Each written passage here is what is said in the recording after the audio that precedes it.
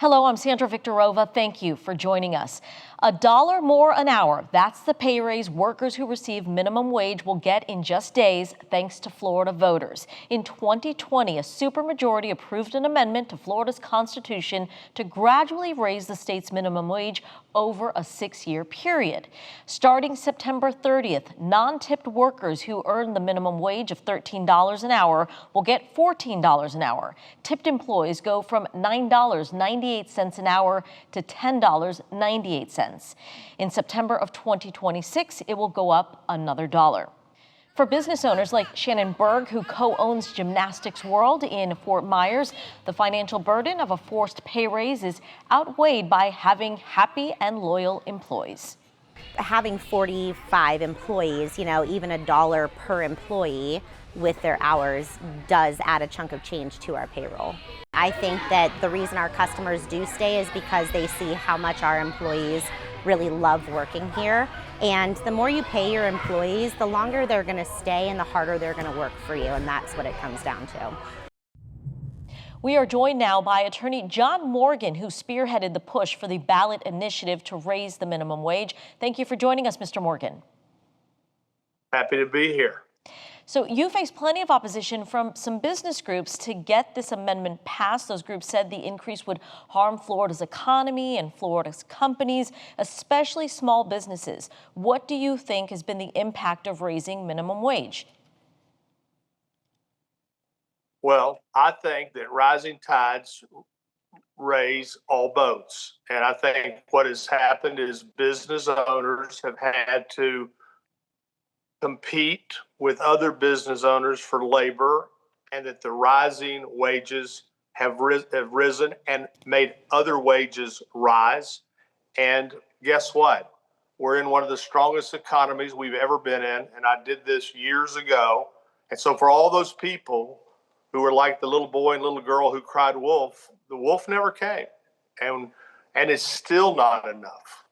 So, of course, there are going to be a lot of small business owners who will say they are struggling with tariffs and other pressures like the cost of health care. What would you say to those business owners who say they can't afford to continue to pay employees more? Well, what I would say to them is, look, some people do and some people don't.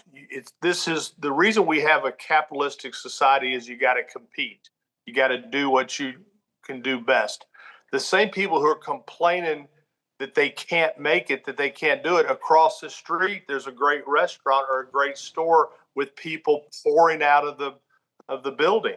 So a lot of people want to blame their own problems on wages or overhead.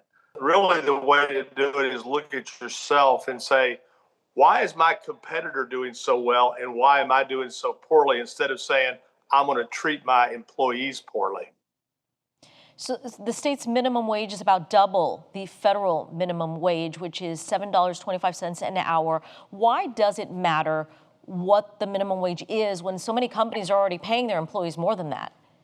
Well, that's fantastic. When I did it here, when I did this years ago, almost immediately Universal raised their wages, and that was great. The problem is, those wages, I mean, think about it. It was $8 an hour. That's $320 a week before taxes. You can't even get childcare, much less groceries with that. So the reason it all matters is survival of the people who really keep this engine running. The white collar people don't keep the engine running.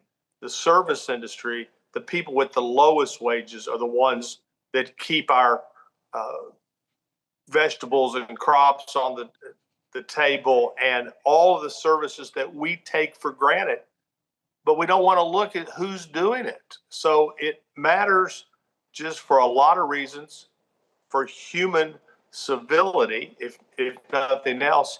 And also, and I believe this strongly, I believe at a certain point in certain civilizations, when the poor get mashed down so far, they rise up. Where did it happen? Cuba. Where did it happen? Russia with the czars. Where did it happen? When Marie Antoinette said, let them eat cake, they said, you know what? Instead of eating cake, we're just going to come and take your cake and kill you while we're there. And Everybody doesn't think that can happen in America, but I guarantee you this, the last 4 or 5 years, people didn't think would happen either.